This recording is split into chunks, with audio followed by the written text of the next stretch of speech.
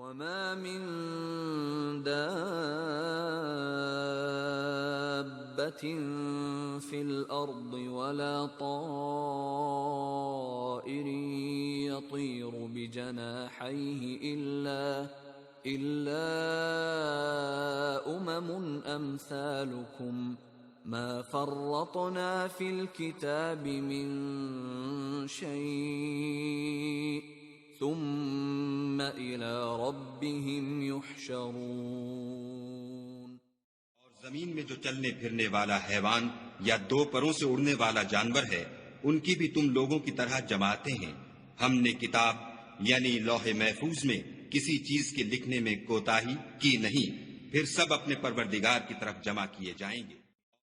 And there is no creature on or within the earth or bird that flies with its wings, except that they are communities like you. We have not neglected in the register a thing. Then unto their Lord they will be gathered.